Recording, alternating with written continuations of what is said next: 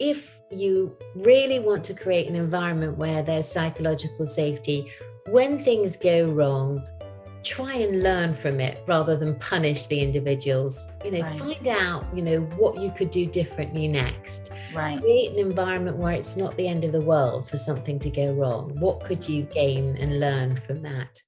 Hello and welcome to Voices with Talking Talent, the podcast that explores the real issues people face in the workplace. This is the space to have the open and brave conversations that inspire change and spark action. We're Talking Talent, and every week we'll be joined by a different guest. Stay tuned for discussions on the issues that business leaders are trying to overcome and what the future looks like for truly diverse and inclusive organizations. Hello, and thank you for joining us for this next episode of Voices. I'm KK Harris, and today I'm very pleased to have in the conversation Dr. Susan Kahn. She is an author, an academic, a coaching psychologist with the British Psychological Society, and she's a sought-after speaker. And I'm really, really pleased to be here with you. I see her as a colleague and a friend. It's wonderful to have another conversation with you today. How are you, Dr. Kahn? KK, I'm well, and it's always a pleasure to see you. So lovely to be able to have a chance to discuss something that interests us both very much. Absolutely. And that interest we're talking about today is psychological safety.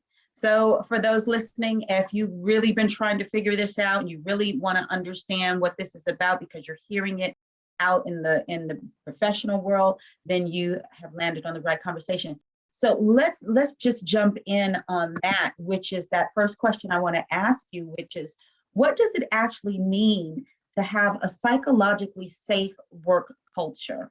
It means that when you're at work, you feel free to speak, you feel free to raise concerns, you feel free, no matter what your status in the organization, whatever your position, that you will be listened to, that somebody is prepared to hear you without humiliating you or criticizing you or shutting you down. So it's really about creating space where we can all be heard. Right.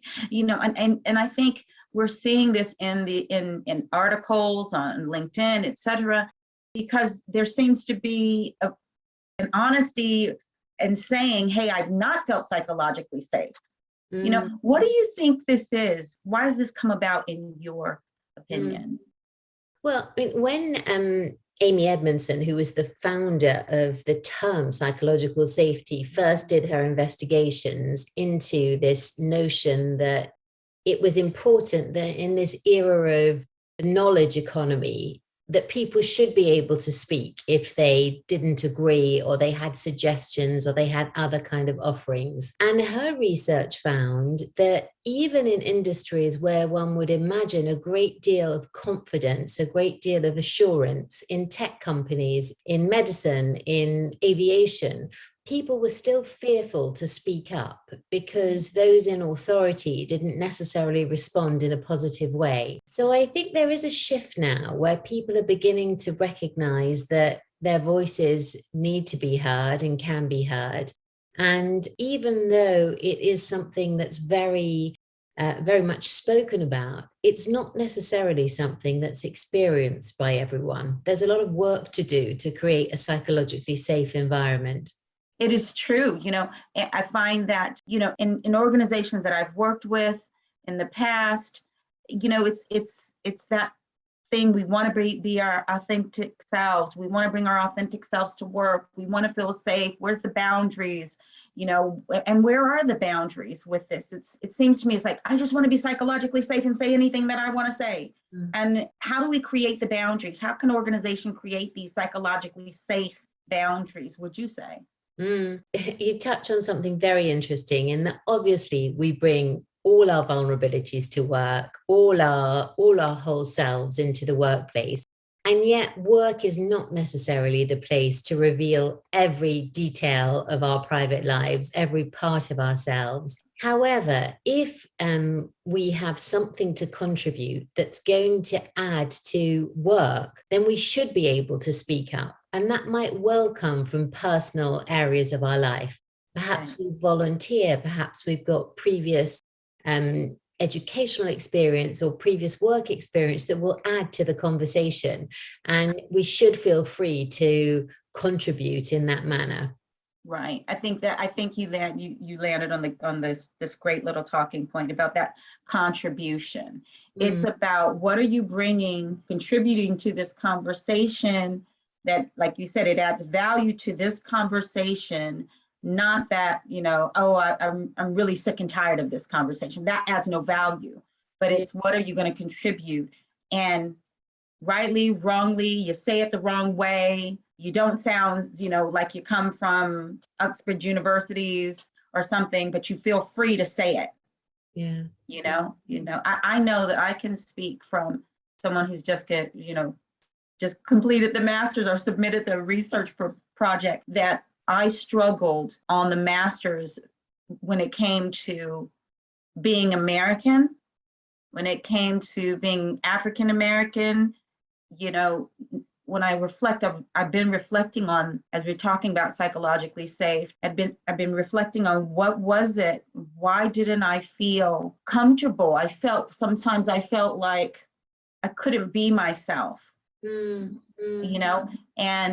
even though I was fortunate, I was in the room specifically when I was doing your module, the coaching qualification, I felt very safe there. And then you come into another room and you don't feel safe there. I guess kind of like what I'm getting at is what changes, what is being unsaid that we're picking up? We can't label it, we can't say it, but we just don't feel it. What is that we're sensing? It's so complex, isn't it, KK? Because very often the words are said, your contributions are welcome. We want to hear your voice.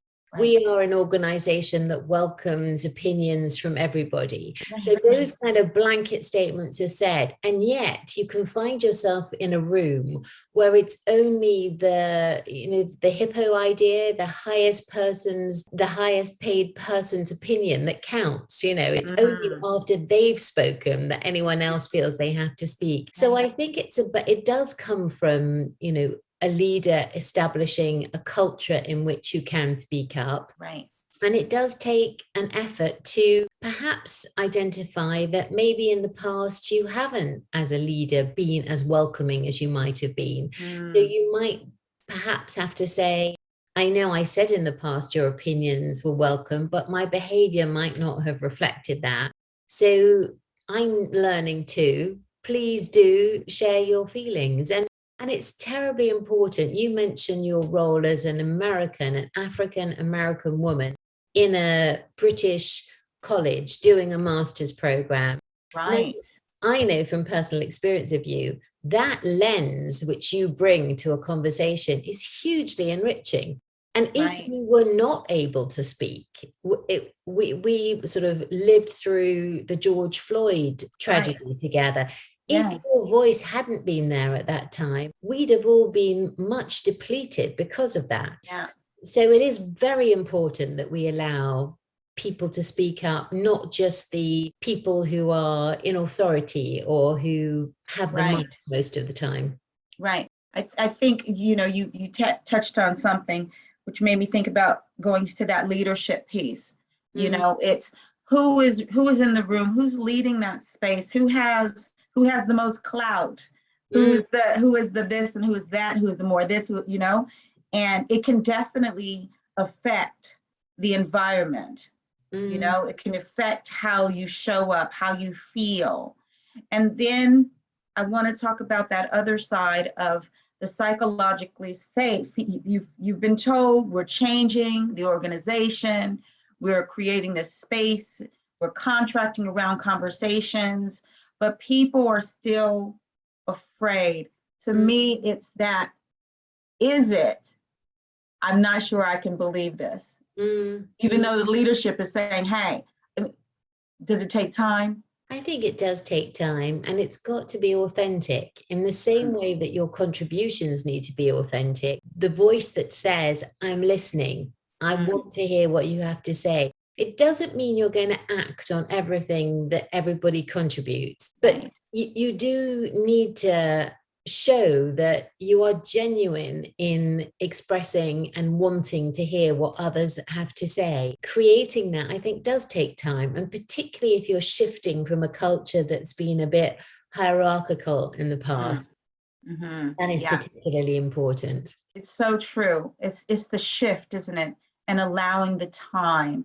I looked here to my left, actually, and the word on this Margaret Atwood book is that was showing up was grace.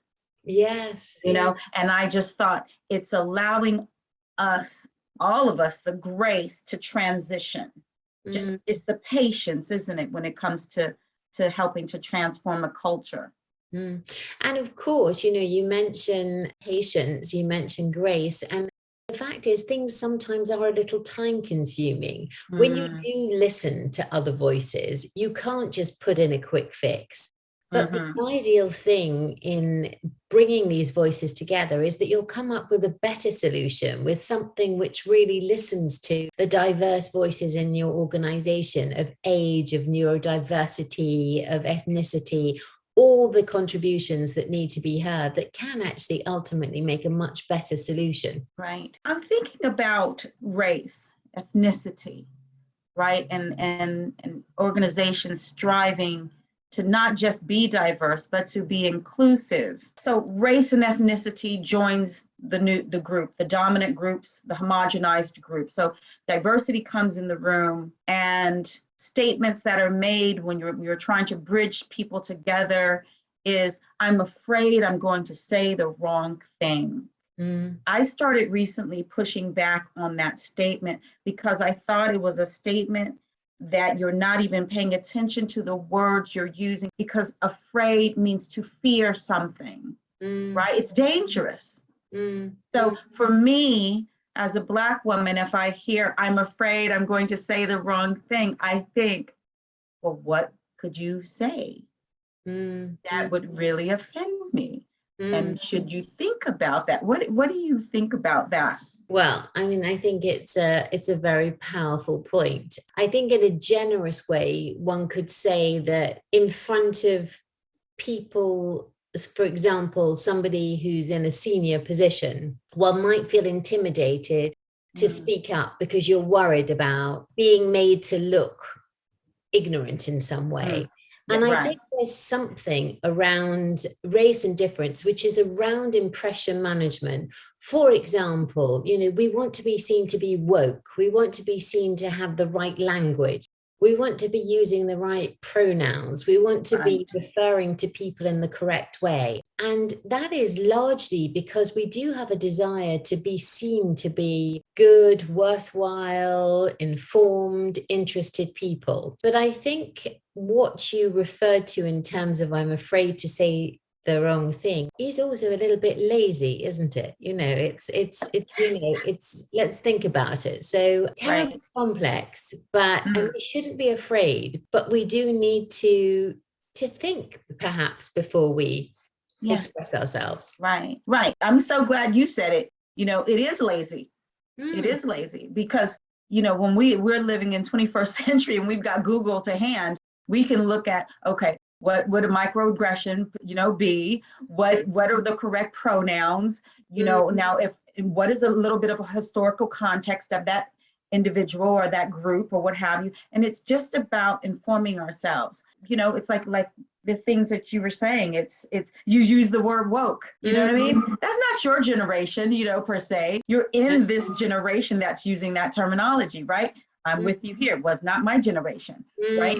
So it's about being prepared to not be lazy and to do the work just a little bit. I think we can take it upon ourselves as individuals, you know, and especially if an organization is going through a restructure around diversity, equity, and inclusion, then I think we need to take our time to learn, because it is easy to say, oh, these new changes are going on and now I'm going to go home, it's 5 o'clock and that's it. You know, it's easy to do that.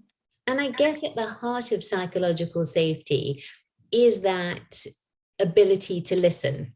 That ability to have people express themselves and for us to learn from someone who is a little different to ourselves, either in their role or in their history or their kind of status or their gender or their age. But we need to learn from others and therefore to listen carefully and to take turns in speaking, not to just kind of bombard everybody with our views. Right. I got to tell you, one of my first memories with you in a classroom setting was you come in the room, you're like, hey, I'm a coach. I'm saying this about myself. I'm like, I'm a coach. I've been doing this for 5 years or so at that point. And you come in there and you think, okay, you're good at what you do. So, I'm just taking this because it's a high level qualification, right? And then, but one of the first things you did when an experiential session, you said, KK, listen, stop. I never forgot that. And every time before I spoke, I would think, stop, listen, don't interrupt. And it was so powerful. And it reminded me of my role as a coach, right? And then I want to say this, it's in that listening that you hear what's going on within yourself and you're hearing what's coming to you from your client as well. You are a super listener, I will say. You're a super listener, and I know that you attend incredibly attentively to your clients and to those around you. But you touch on something when you say what's in yourself that I did want to refer to as you were talking earlier. There are, of course, structural things that go on in terms of doing our investigations, doing our research, making sure we're up to date. And we do have a responsibility to stay in touch with language changes, with different kind of expressions of organization, things that are going on. But it is worth acknowledging that what's going on below the surface also, comes to the surface now and again. So our unconscious is also with us. So if, for example, we have in your case, historical racial issues, you bring those with you into a meeting. And I bring my own and into whichever setting I'm in. So there's the structural things we can put in place. For example, leaders saying, this is an organization where your voice is heard, and listening and acting on that, not necessarily being nice all the time. There could well be conflict. There could well be disruption. There could well be disagreement. That's still a psychologically safe place. Indeed, you want to create an environment where there can be a bit of friction and people are not afraid to go with it. But we also do bring with us so many of our defense mechanisms, so many of our historical issues. And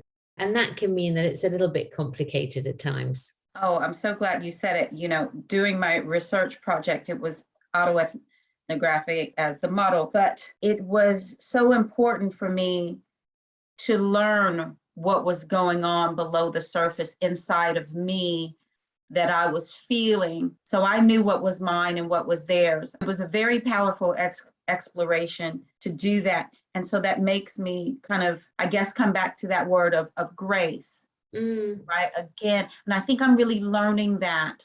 I'm learning, even in this organization that I'm with, that there's a certain level of organizational change that is wonderful and welcome. So it's a good place to be. But I think there's that point of, again, coming back to grace, back to grace.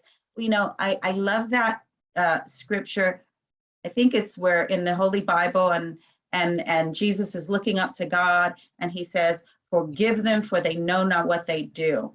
And he's like, I'm not going to blame them, and it's so powerful, that story, and I keep coming back to that. And I think when you come from a history and a generational history of what is termed as racial trauma, we bring with us so much pain, or it could be any group, right, that has gone through trauma generationally. We bring so much of that I think sometimes as much as we hurt, sometimes we want to hurt back.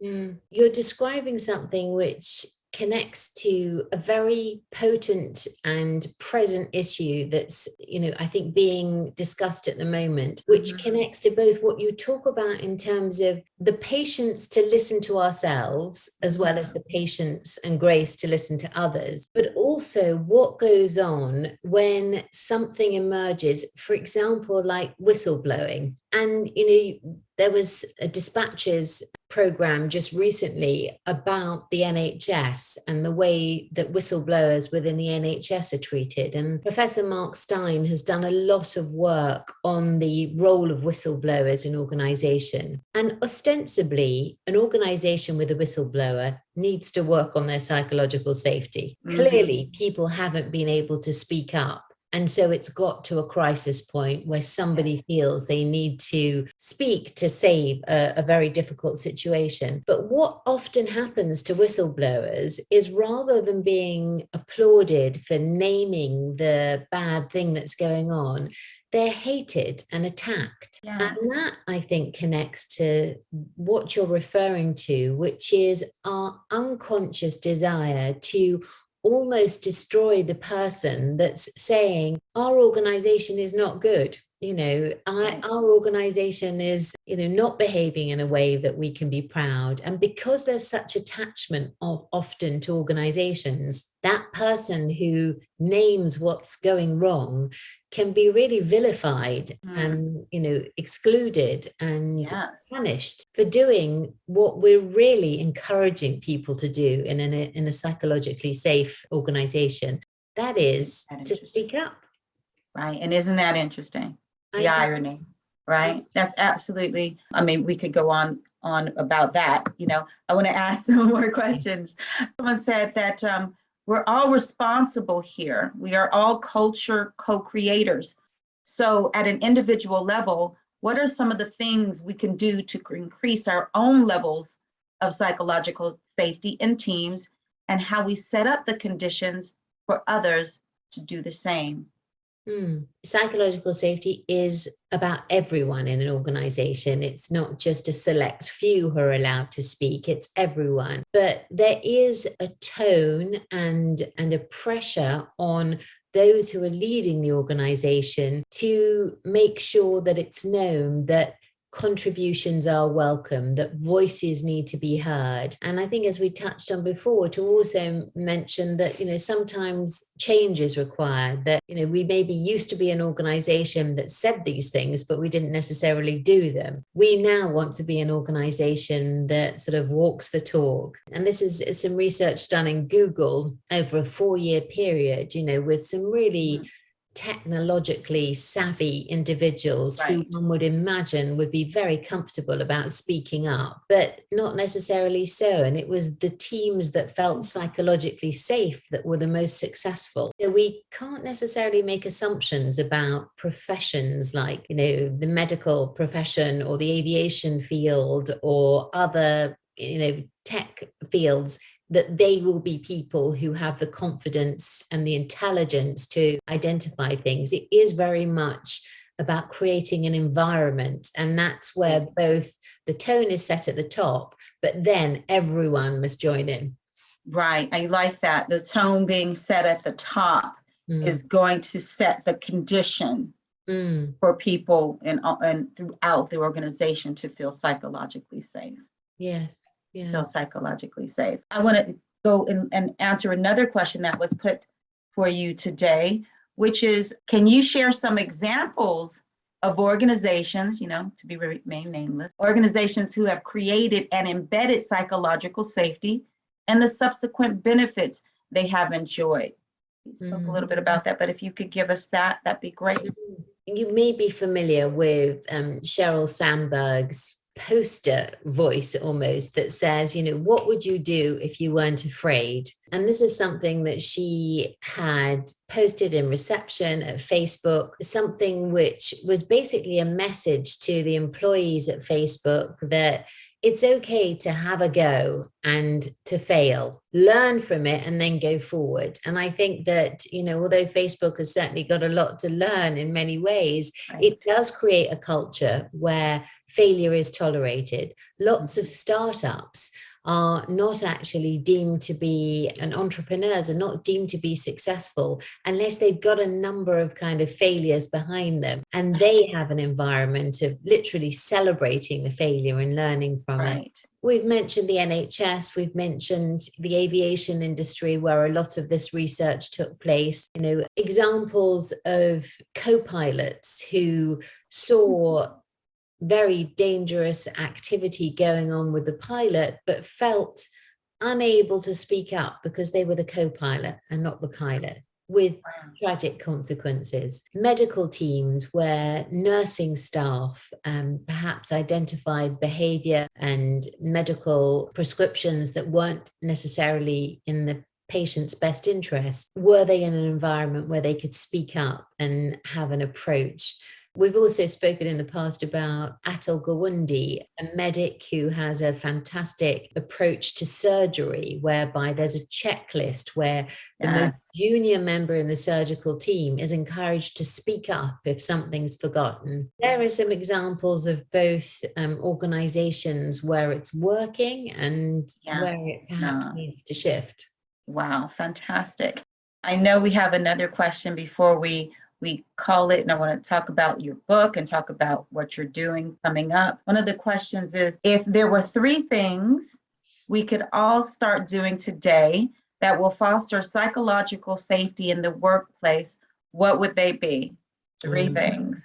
This is something which you'll have heard me say before, and indeed we've touched on it a bit, but to listen to what people are saying. Listening is such an undervalued communication skill. It's an active means of actually connecting with people to show that you've heard what they've said. So for leaders to listen and to perhaps have meetings where they go along and they say, I'm only here to listen, I'm not here to talk.